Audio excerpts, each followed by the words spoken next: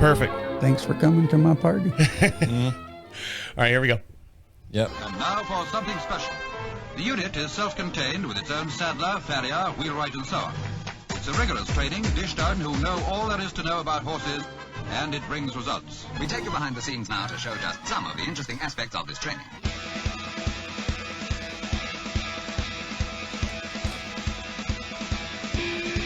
Welcome back to Equine Dynamics with Mike Stine, the #1 award-winning podcast to create sounder horses from the ground up. Mike Stine is a registered journeyman farrier with an APF 1 accreditation. On this week's show, a special guest inside the studio, Mark Hausman. He's going to discuss horse manners between riders and those working on them, having ground control on and off the course, and preventing a horse from taking over.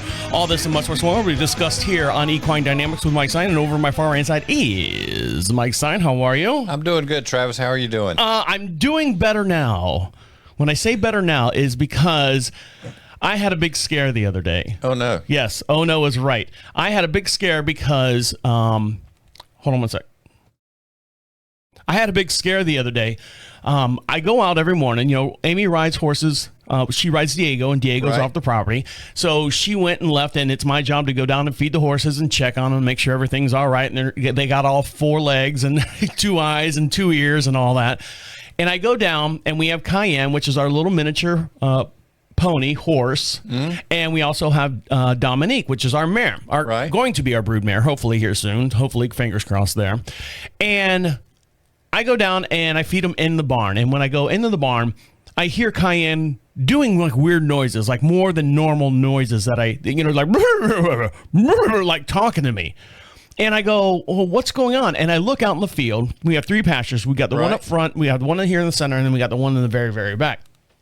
And I look and I see Dominique out there in the field.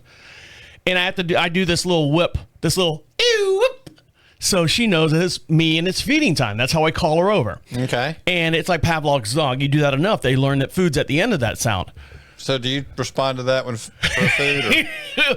Actually, when I get lost in Walmart with my wife, she'll go, you, and I'll go, you, and we kind of follow each other until we find that people are looking at us like, what are you two doing? So that's how we find each other. So yes, I do respond to that as well. Okay. So I'm out there and I'm looking at Dominique. Now this is probably 7:30, 8 o'clock in the morning, and she's sitting on the west side of the house. So sun rises in the east, sets in the west. So the sun's over my shoulder, and I'm looking at her, and we have an electric fence out there.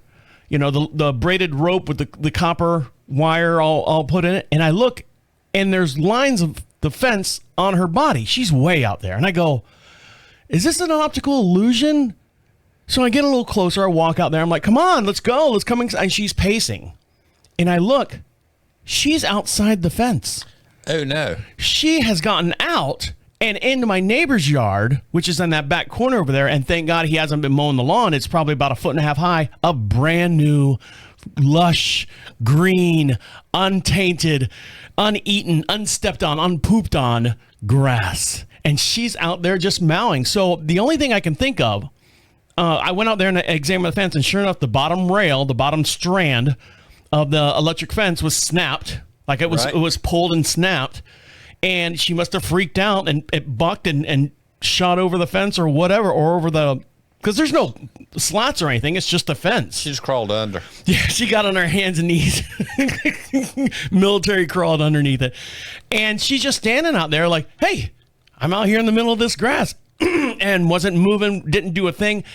Now, she's gotten out before and just, you know, like we were talking earlier with Mark, was talking about the dogs, just you open up a fence and that dog will take off and run high heaven.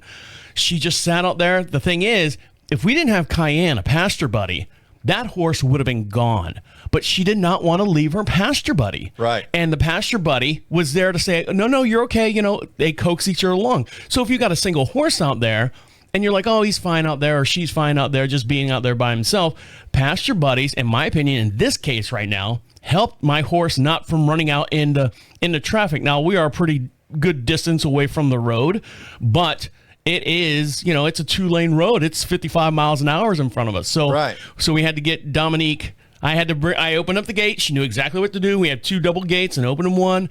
She came in and then walked right into the in the paddocks and sitting there going, all right, I'm here. I'm full, but I'm here. Right. And here's my food. So I don't know. That's all I have to say as far as having a pastor buddy and luxury fans. So now I have another thing to fix this weekend coming up. Good. And we're in Labor Day weekend. They keep you busy. What have you been doing this Labor Day weekend? Anything? Well, I ended up, my normal working on horses. You didn't lose any horses this time? No, did not. But there was a barn discussion that had to do with you the other day. A barn? Like a barn? No, barn. Place where horses live. See, the first part I would have understood if it was a discussion at a bar. But no, this is a barn? This is a barn discussion. Okay. I don't know how I got in there, but all right. And they're talking about the show the other week that Amy did rather well with Diego. Oh, where she came away with like Triple Crown gold ribbons and stuff. Yeah. Yes. And one of the ladies over there had a fairly comparable horse. She's been riding with Brett the same amount of time, and she did not score in the same range. And I just don't understand why, because I've been riding with Brett and my horse is pretty comparable to Amy's and all that. And why did she do that? And my horse scored here. And I had to explain it to him. Okay. How'd you explain it to him? Politely, I hope. It was the Travis effect. Because her horse had never been handled by Travis. And so what do I do different than like any of the other, trainers that make, $400 or $500 an hour? They thought I was just trying to, make fun of it. Right. But I wasn't. It was because, that horse had been living with you before it went to trainer, right? Yeah, get away from that guy. But no, I mean, did you tell her that Amy's been riding since she was like 10 years old? Well, I think this lady had pretty much also too. Oh, well, okay. Well, but I mean, not for nothing. There are baseball players that go from junior high, they go from T-ball. Let's go all the way back. There's baseball players that go from T-ball to middle school and playing, Little League. Look at the Lake Mary from my home state of Florida. Lake Mary Little League champions came out of my little state, and they'll play baseball forever and ever. Do you think all 13 of those kids are going to be professional baseball players? No. You know why? Because some of them probably stink, or they'll get injured, or something will happen and they got a different movement, or they can't throw the ball just right, or something happens in the family. And so there's a lot of options, a lot of variables in that, from going to be a preferred a horse rider, a good horse rider, and then right. That's doing it the same amount of time. Did I dig myself out of that hole? Not really. Not really? Okay. Well, I'm going to dig myself into a deeper hole, because when we come back, we're going to talk to in-house special guests here in the studio. So if you're not watching us on YouTube, join us over on YouTube as well. And for every podcast we do, you can see all the different antics that go on here during the show. You can see me waving to Mike waving to me. And make sure you give him a like and subscribe over on YouTube, because in the house right now we have Mark Hausman, a horseman and clinician. He's going to give us, we're going to pick his brain a little bit here in the next couple segments. So stick around. You're listening to Equine Dynamics with Mike Stine. He'll be right back. Secretary of the South Carolina Horse Council, reaching out to urge you to join your South Carolina State Horse Council. The South Carolina Horse Council is the only statewide, all-volunteer, 501c3 organization that works for the benefit of the equine industry in South Carolina. Our mission is to connect, communicate, and educate. The South Carolina Horse Council represents all breeds, riding styles, and activity preferences. The Council works to serve the horse community in a myriad of ways. For example, we help to educate our members, our elected officials, and the general public about the benefits of equestrian activities. South Carolina Horse Council holds clinics throughout the state on topics such as horsemanship, pasture management, equine nutrition, lameness, trailer safety, and barn management. Are you a member yet? Visit schorsecouncil.com.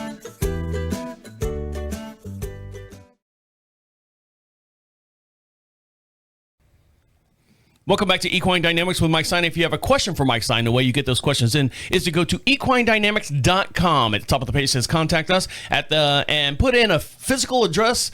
If you ask a question, or if you just want to comment on the show or anything like that, you can do that. Mike reads them personally himself, and put a physical address in there, and we'll send you out some magnets, some stickers. We have some beer koozies coming in here shortly. The guy ran out of ink. Believe it or not, he actually ran out of the color that I wanted. He ran out of the ink, so they've been pushed back another couple of weeks. So we'll have those here shortly. And joining us here in the studio, let me switch over to camera 9 so we can all see it. We can all be friends here. Joining us here in the studio is a very famous clinician and horseman, Mark Hausman. How are you, Mark? Thank you for joining us this week on Equine Dynamics. Doing great. Thanks for having me. You look good over there. Is that what they call a 10-gallon hat? I always hear that in the movies. That is an awesome 10-gallon cowboy hat. Is that a 10-gallon hat? And if it's not, what is a 10-gallon hat? Well, 10 gallons a whole lot bigger than this. But, You'd have to have a 10-gallon head. yeah, well, I used to. Yeah. Horses have humbled me over the years. What's that one show where was it Gunsmoke, where the big fat guy had the big derby looking hat? I don't know. I might be dating. You're talking about Bonanza. Yeah, Bonanza. What was his? Haas. Haas. That's his name. I knew it was something. Okay. Is that a 10-gallon hat or no? No, that's That's a 10-gallon guy. it is a 10-gallon guy. So the reason why we brought you on the show is because give us a little bit about your background. You started as a what was it? A horse clown or something? What do they call those? Horse clown. Yeah, I'd say I'm that's pretty still good. a horse clown. And no, I grew up in South Texas, doing a bunch of rodeo stuff, riding bulls, fighting bulls at rodeos. Rodeo clown. That's what I meant to say, Yeah, not I a horse clown. Did a lot of that, and have been messing with horses pretty much my whole life, so over 50 years. But making a living rodeoing for a while, and then getting strictly into just starting young horses under saddle.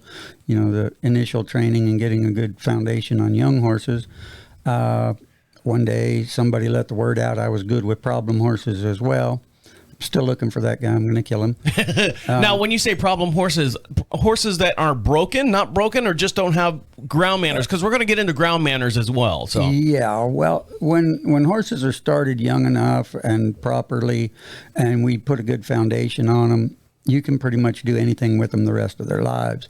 Unfortunately, a lot of horses don't get that, and they get a lot of holes left in their training, which come out to bite you later. And it turns into all kinds of dangerous problems. Some are just annoying, but some are deadly. And we have all kinds of problems that arise from that. And somebody has to go back and fill in the holes and get the horses back to behaving like they should.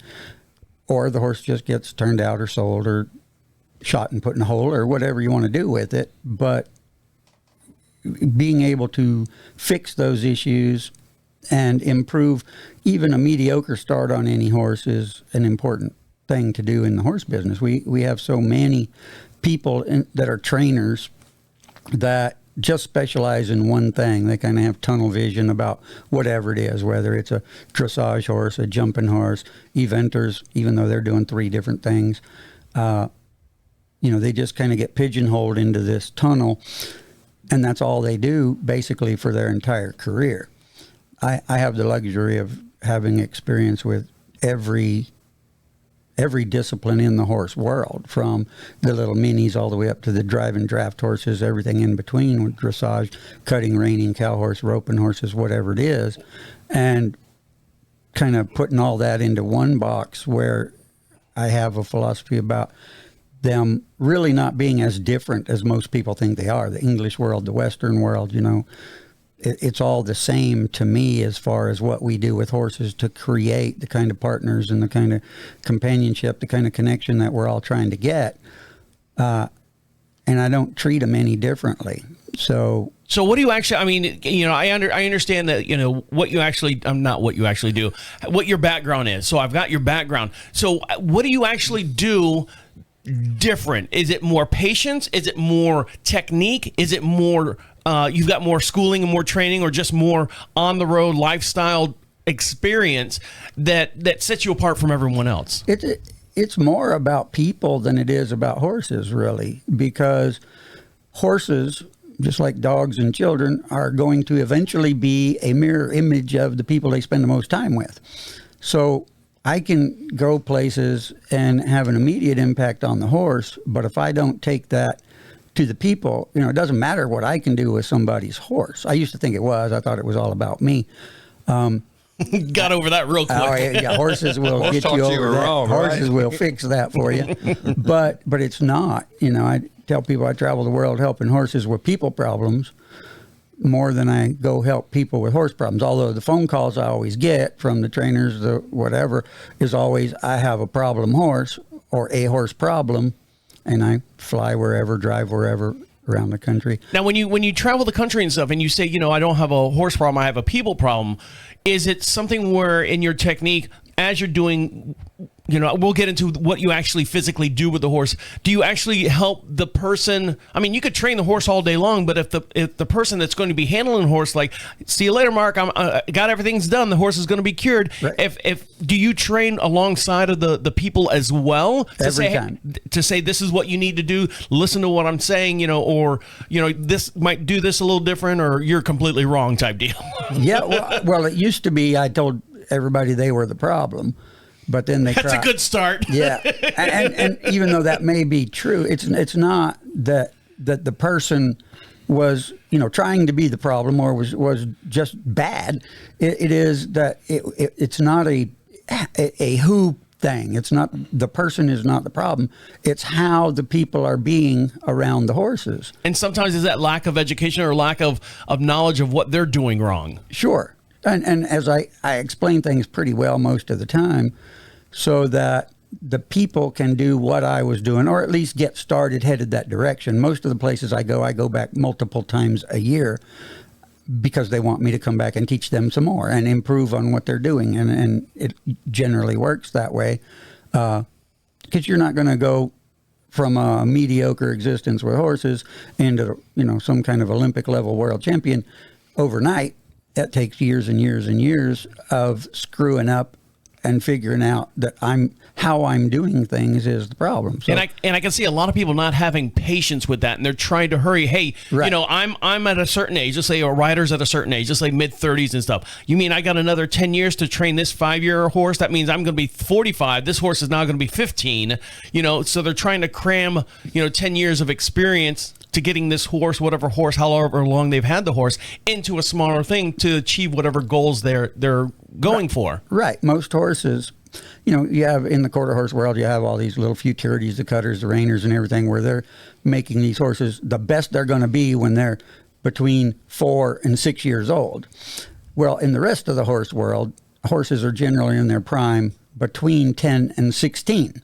Right. So, my goal when I'm starting a young horse is to have the world's greatest 10-year-old. And when I'm approaching it from that aspect, rather than I want the world's greatest 4-year-old, which I used to want, I would push things. And my 4-year-olds back in the day, and even my 2-year-olds, by the time end of the 2-year-old year coming 3, they were usually better than most people's 5 to 10-year-olds. And I could compete against those older horses on a very young horse. At the time, once again, it was all about me, so I would push as hard as I could all the time. Right here, yeah. But it's not. Now, like I said, my goal is to have the world's greatest 10-year-old on every young horse we start. So we want to build a very solid foundation that we don't ever have to go back and fill in the blanks. We're just building it consistently throughout the horse's life. And because of that, we're not rushing and we're expecting to have the world's greatest 10-year-old. Then by the time they are 4, 5, 6 years old, they're actually way, way, way better than average, and everybody's happy. But then if you continue trying to improve incrementally, you're going to have the 10, 12, 14-year-old. Not only are you going to build it properly so that the performance is at its peak when it's middle-aged, but the soundness and the longevity of those horses is going to be so much better because of how we create the things that we do that build the horse all over their entire body, so that when they do something silly, they don't just break and have to be on a year of stall rest and kill somebody. All right, guys, we're going to take a quick little break, and when we come back, we're going to talk more with Mark Hausman about having ground control on and off the course and how his techniques help you maintain this balance between the two. So stick around. You're listening to Equine Dynamics with Mike Stine. He'll be right back. Programs offer small grants to equine owners who are struggling financially for specific veterinary bills. First, our Stallions to Geldings funding acknowledges the benefits of gelding your animal, and once the application is attested to by the vet and approved, it provides direct payments to your vet for gelding services. This is an important resource and has been able to assure that hundreds of equines in the state, horses, donkeys, and mules, have received quality care. Our euthanasia program helps with final arrangements for those owners who may be struggling with end-of-life arrangements for their equine partners and lack adequate resources. Funds do not cover disposal, but once again, once approved, can provide direct to the vet payments for managing euthanasia expenses. Are you a member yet? Visit schorsecouncil.com.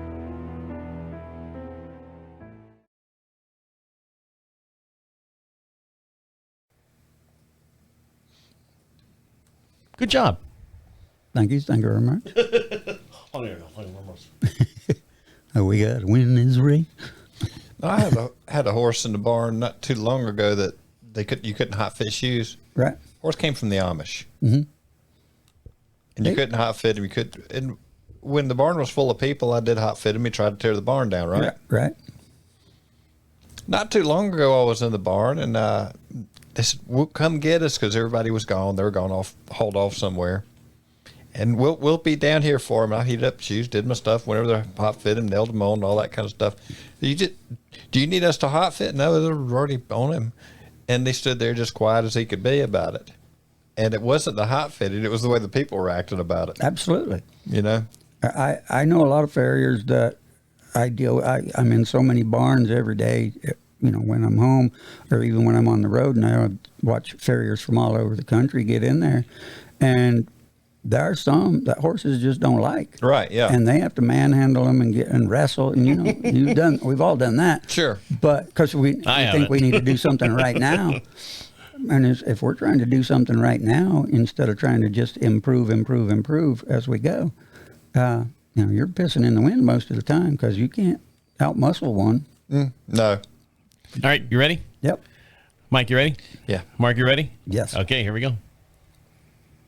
Welcome back to Equine Dynamics with Mike Stine. Make sure you follow him over on Facebook, and the way you do that is search Equine Dynamics Mike Stine, and he's always posting a bunch of different articles furthering your education. It's not a boring read or anything like that. I find a whole lot of information about creating a sounder horse from the ground up. And over to my far hand side is my very own interesting thing is Mike Stine. How are you? I'm doing good. How are you? Doing all right. And joining us here in the studio, make sure you follow us over on YouTube, is horseman and clinician Mark Hausman. How are you, Mark? Thank you for joining us. Doing great.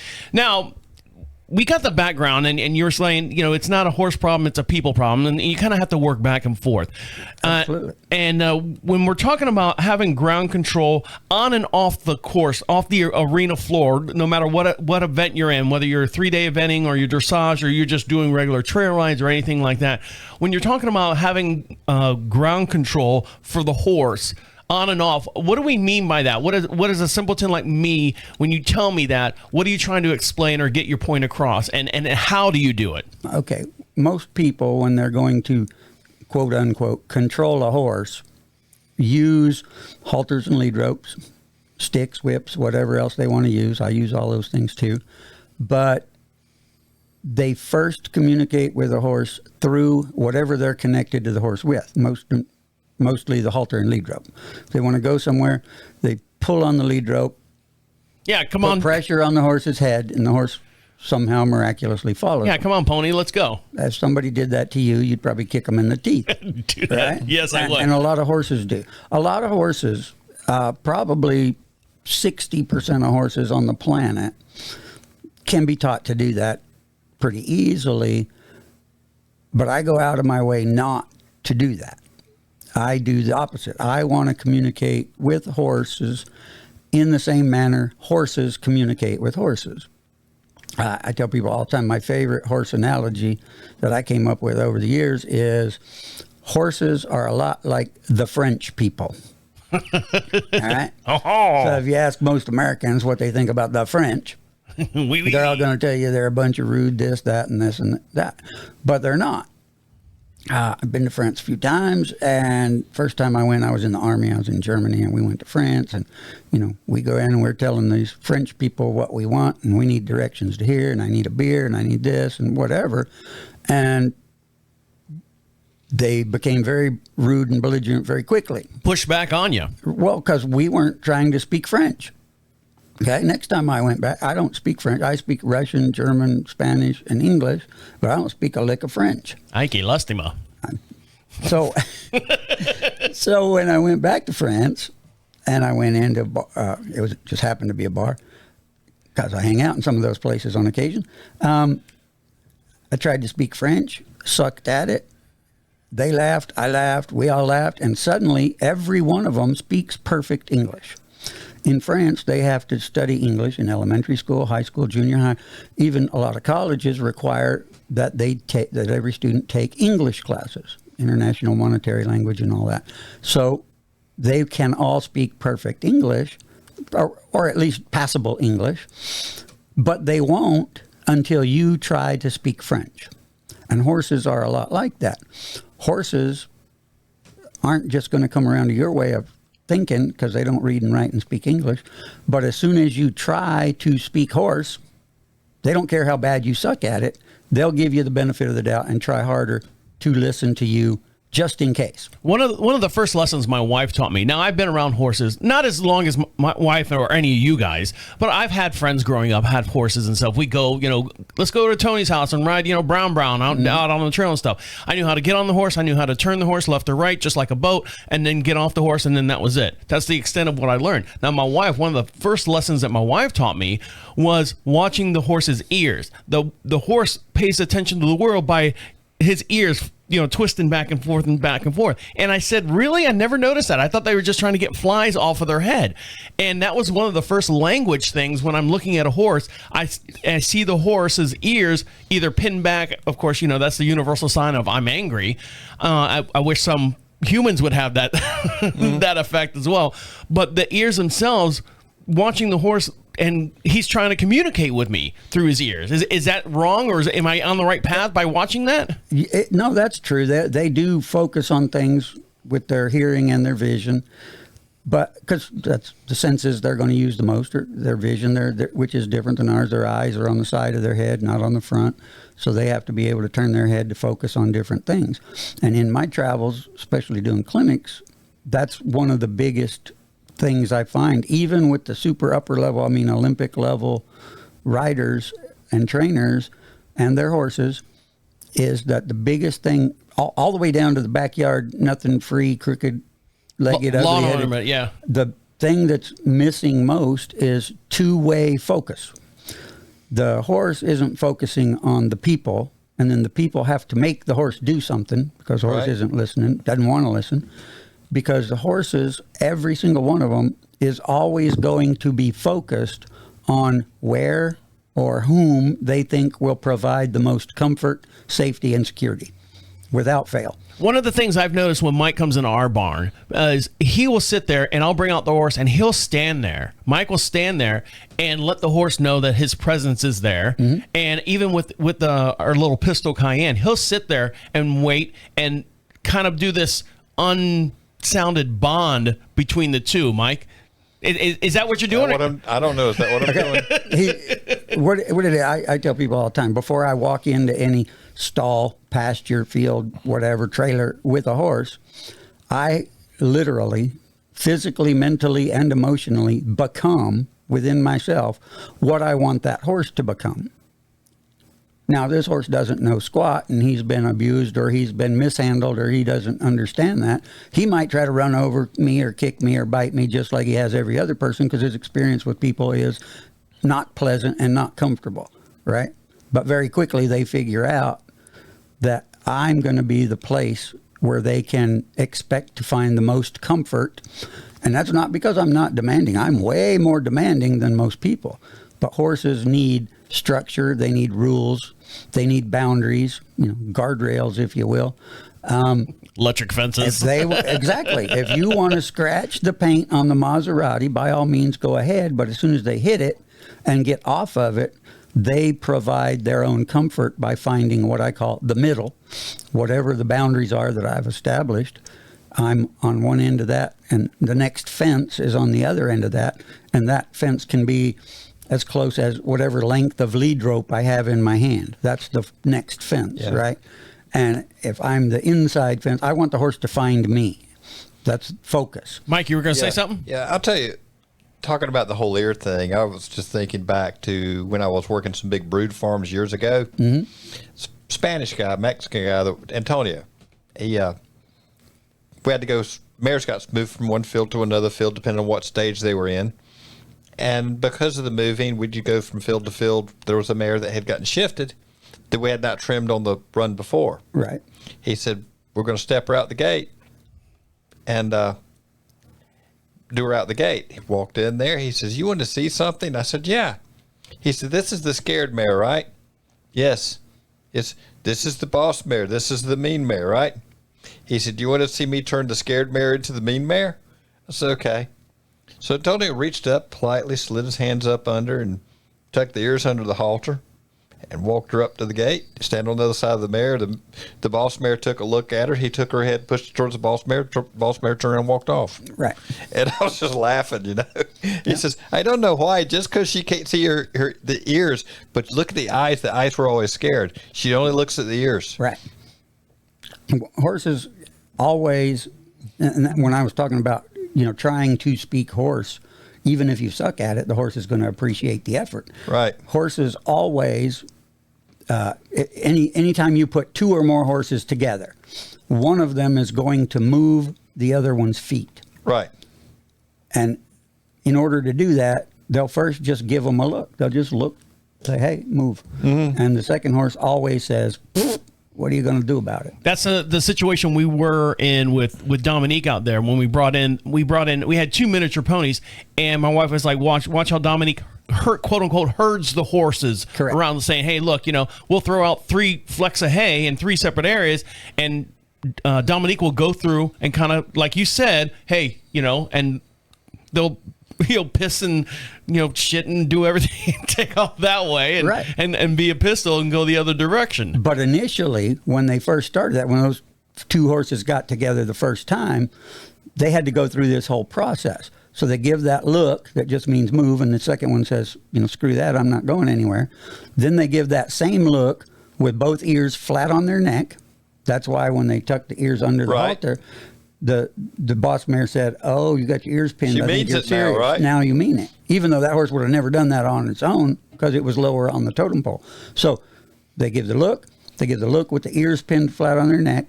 Then if that second horse hasn't moved yet, they're going to do a little snaky fake bite, or they're going to turn their butt to that horse and say, I'm going to double barrel kick you if you don't move. That's 3 warnings. And then if that horse still doesn't move, they're either going to get double barrel kicked or they're going to lose some hair and might bleed from a bite mark every time without fail. Right. So are these the techniques you use when you're dealing with a horse on the ground? Do you give him that look? Do you give him your butt to him? I'm going to give you a double barrel jump kick. Well, it's actually very similar without actually me having to bite a horse. Right. But that's why I have whips and sticks and flags and all these different things. But it all has to start within my body. That look or focus doesn't come from my eyes and my ears. It comes from my core. It's like I have a laser beam I can project out of my belly button, and another one I can project right here out of my core, my chest. And that's what I focus with. And if I focus on a body part of the horse, I can move it. Because horses are 100 times more situationally aware than humans give them credit for. We think they're just these big dumb things that we have to make do stuff, so we try to influence them with direct pressure through the halter, the lead rope, or whatever. I want to be able to move that horse anywhere I want with my focus and my energy and have the horse understand that. But I'm always going to give 3 clear, fair warnings before I follow through firmly, just like that other horse did. As soon as I do it a couple of times, I can move any body part of that horse away from me or toward me. Even the back end, I can move the back end toward me with my body without ever touching it. And that blows people's minds for some reason. But I'm just speaking horse, if you will. Not really, but it's the same process. So maybe the training, you're using your physical body, correct, to move the horse. And I there's other things I've gone and watched my wife do lessons. I've seen the trainers and stuff, and I see that they're physically, I don't want to say pulling on the horse or doing anything bad, because that's all they know. Like you said, they're pulling on the reins, the weight and all the other stuff, and the trainer's on the ground. Even if there's no rider on it, they're always connected to him somehow with a line or something like that. And I always I never see, like you're describing, using your physical body, unless I'm just that naive and I'm not seeing it when a horse is doing like a round lunge line or anything like that. I know we have what's his name? What's the other gentleman's name with the long line that does the long lining? Yes. Malgrim. Yep. Yeah, Richard. Yep, Richard Malgrim. And I've seen him, but I never see like physical body, like, movement. I don't know. Richard's really good. I like Richard. His wife JJ is a great dressage trainer and rider. And they do a lot of similar things that I do, a lot of different things too. Next weekend I'm going to be in Texas. I think Richard's there now at a farm in Paradise, Texas that I train at sometimes. I think Richard's there this week. I'm there next weekend. And then I think JJ's going the following weekend. So, we follow a lot of the same trails, but the overlap between, JJ's such an excellent dressage trainer, and the overlap between what she does, what her husband Richard does with the long lining, what I do with the ground control, and then building on that and kind of making them all work together is a wonderful thing. It allows us to be able to do so much less to accomplish so much more with any horse by communicating better and being less physical in the end. Although you have to be physical in the beginning to help teach it so the horse understands that we're willing to go there, but I don't want to, and you can avoid making me go there if you respond correctly sooner. But that all comes from a position of focus, because the horse's brain is always going to be where he thinks he'll get more comfort. If I'm just pulling him around with the lead rope, the horse's brain is going to be 2 fields over, or maybe even in the next county. Now, I ride better than average, so I can still get on that horse and make it go where I want to go. And that's not the way I want to do it. I want to set up a situation and get out of the way and let the horse take responsibility for the doing of whatever the maneuver is. All right, guys, we're going to take a quick little break, and when we come back, we're going to discuss a little bit more preventing a horse from taking over with horseman and clinician Mark Hausman. So stick around. You're listening to Equine Dynamics with Mike Stine. He'll be right back. Here at the South Carolina Horse Council, our membership dues are affordably priced for individuals, families, farms, and businesses. Lifetime membership options mean you'll never have to worry about missing that annual renewal deadline to remain in good standing. Membership in the South Carolina Horse Council offers a number of important benefits. The council offers $1 million worth of personal excess liability insurance at an affordable group rate to all of our members, whether you're a resident of the state of South Carolina or not. We have compiled a trails booklet with all public trails listed and mapped within the state, available to new members for free or upon request for the cost of the postage. Our website provides updates for emergency preparedness on evacuation sites for equines in the event of hurricanes, floods, or other natural disasters. Visit schorsecouncil.com.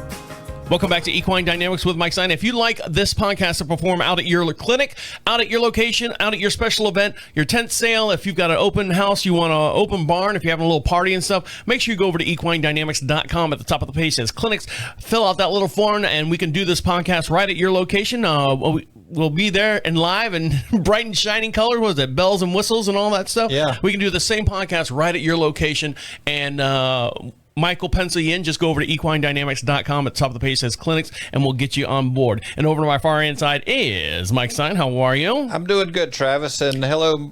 Good to have you with us, Mark. Good to be here. He knows he's here. And joining us in the studio is Mark Hausman, horseman and clinician. Thank you very much again for joining us this week on Equine Dynamics. My pleasure.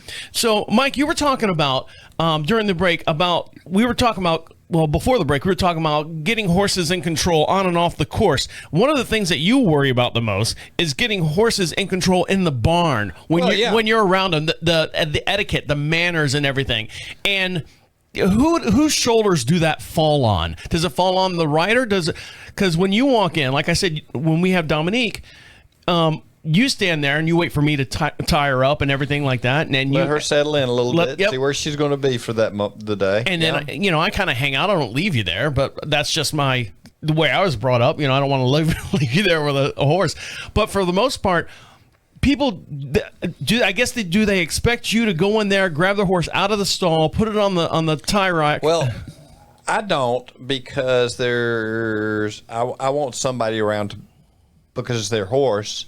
I don't want to, there's some liabilities issues going on to people's property and retrieving their horses and all that sort of deal. And, if a horse gets you down on the ground and stomps, you need somebody there that it can at least point and laugh, Tell the story. Yeah. You should have seen him. And, for any horse, and I work on a lot of my business now is performance horses, more eventers, and or horses that have some weird therapeutic problem. Right. And you got to try to do your best job. And it's kind of hard when they're dancing around. I've had people call me before. I hear you work on horses with problems. I got a horse that'd be a great challenge for you. And I like a challenge. I dive into it. It's like, oh boy, we can kick it in gear and go. He kicked the last 3 farriers. I'm like, that's not the kind of challenge I'm looking for. Yeah, you're looking for, podiatry problems. Exactly. Right. And that's very common. I see that a lot. But the owner is the one who is solely responsible for making sure that their horses are safe for the farriers, for the veterinarians, for anybody else who comes in the barn. And they don't, it's like we don't send kids to school so that the teachers are responsibility for our kids' behavior at school, right? We don't call somebody, the parents are responsible for how their kids behave in public, not public. I don't want somebody else training my kids. And my kids are all grown and now having kids, so I'm a grandpa. That's great. Congratulations. Thank you. But they're all good, solid citizens. And it's not because we didn't have structure and rules. We dang sure did, and they were enforced and subject to change at my whim without notice. So they still had to figure out what I wanted, even if I changed the rules from day to day. And that's how it needs to be in the horse world. If, a lot of people get fired by their farrier or their veterinarians because they come to do work on a horse or just give a horse some shots or something like that. And there are a lot of horses who are so needle phobic because of how they've been approached in the past that if a vet comes in and you don't tell them that this horse is bad with needles and they try to give this horse a vaccine or something or sedate it, that horse tries to kill the veterinarian. Well, your veterinarian isn't going to want to come to your farm very often, if at all. And your farrier's the same way. If your horse is trying to kill the farrier, and they're really not trying to kill him, they're just trying to go somewhere where they think it'll be more comfortable. Right. And it's a dangerous situation when you're up under a great big horse trying to hold a foot up. But you shouldn't have to hold, the farrier should not have to hold your horse's foot up. You should teach them to hold their own feet up so that the farrier or the veterinarian or whoever can do the best possible job without having to chase a moving target around with rasps and nippers and knives and all kinds of stuff. And it's not hard to do. It just takes a little time and effort. And the people think the farrier is supposed to teach their horse how to do that. And that's not the case. So now I can teach the horse to do that, but then I have to teach the people what to expect and how to do that.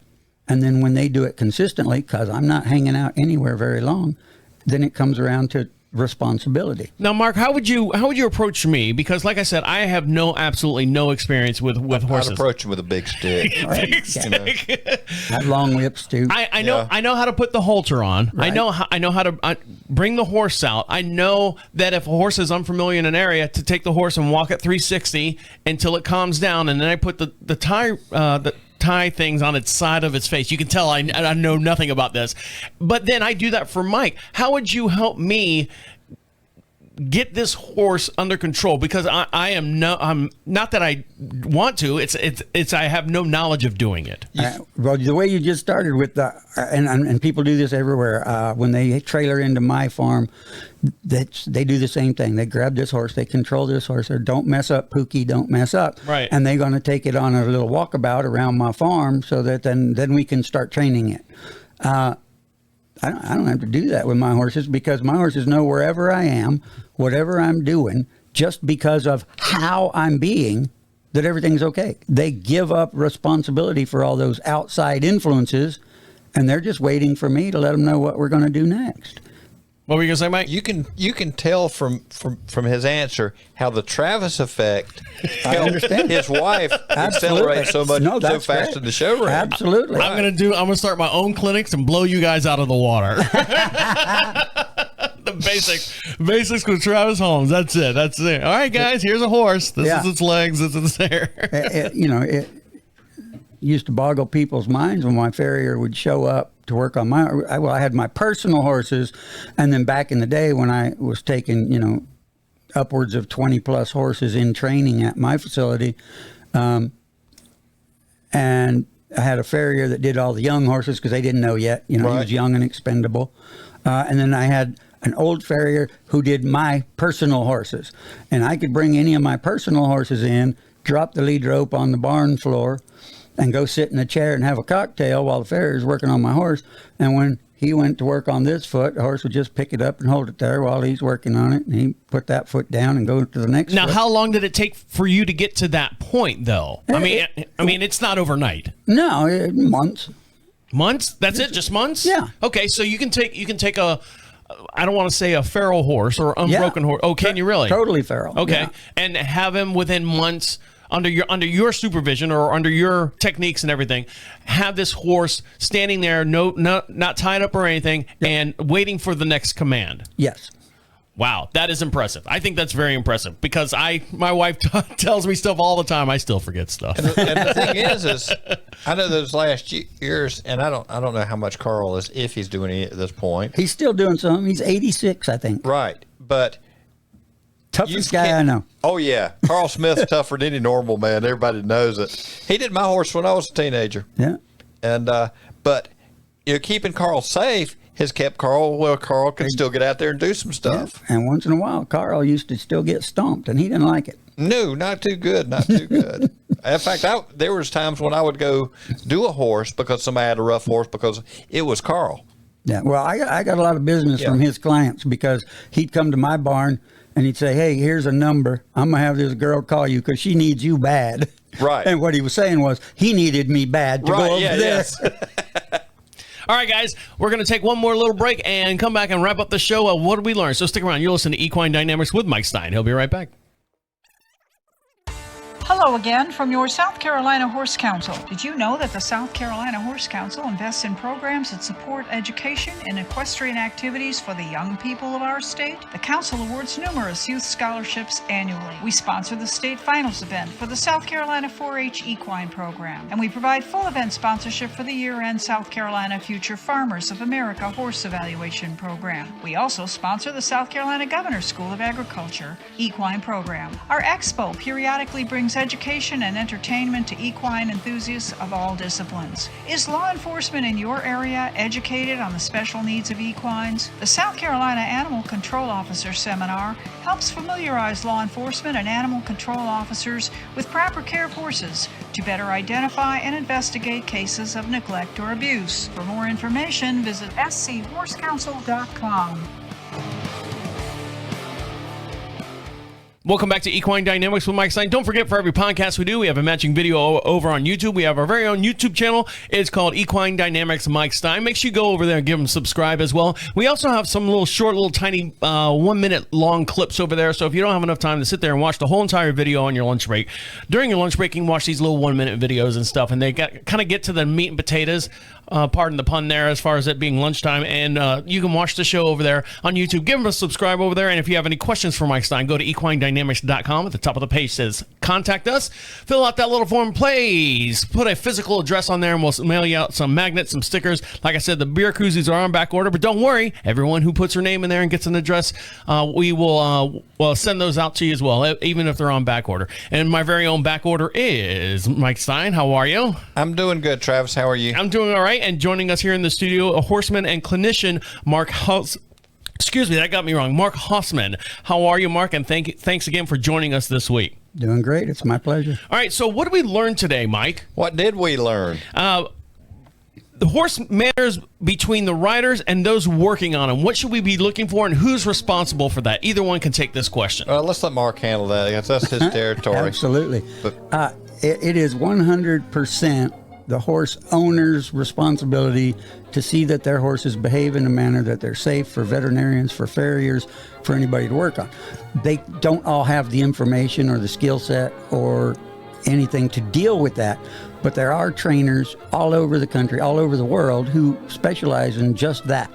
And being able to find one and get them to come and show you what you need to be doing and how you need to be handling these horses to make them safe for your vet and farrier and anybody else is very important and totally the responsibility of the owner.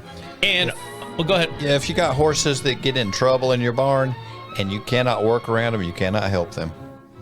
And Mike, there's been times where you said, this horse is out of control and packed up and said, until you can get this horse under, and then There's times I've been to the emergency room over that. Oh, we don't want that to happen.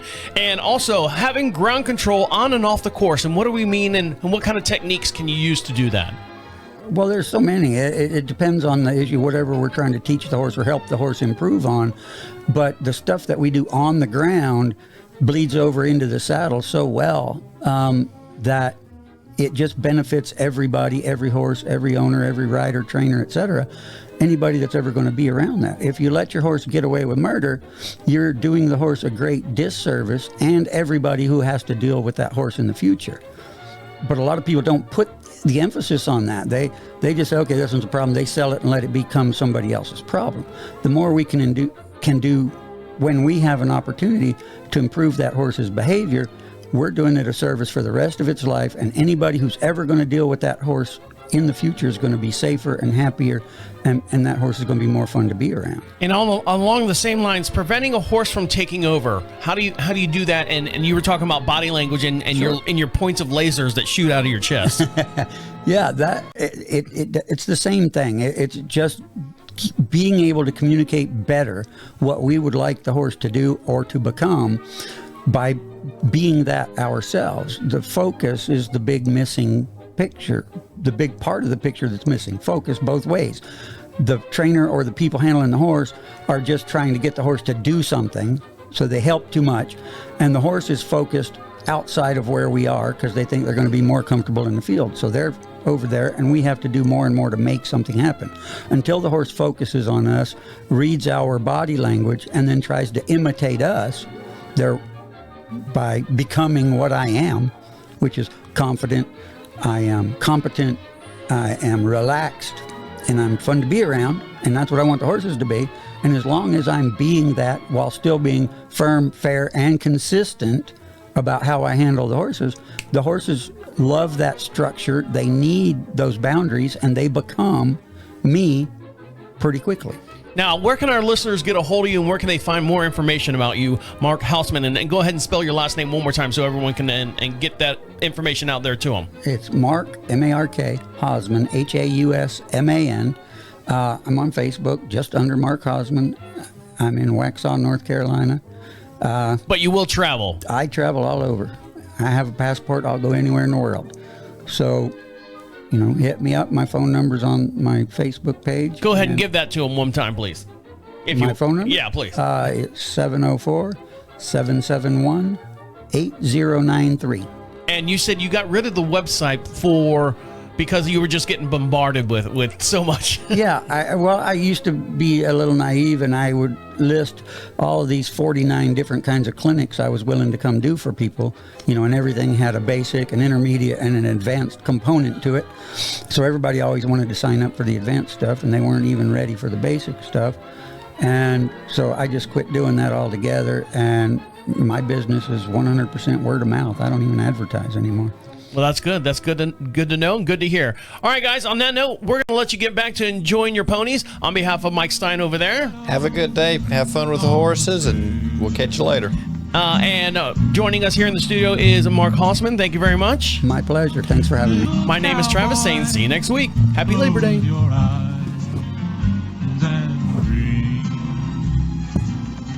All of the doggies are in the corral. All of your work is done. Just close your eyes and dream, little pal. Mike, did you have a good time? Dream of someone. So while I had you here, I Lucky. Good night, Ned. Night, Dusty. Good night, Ned. Good night, Ned. It's going to take me probably about 2.5 hours to edit everything back. We have sponsors.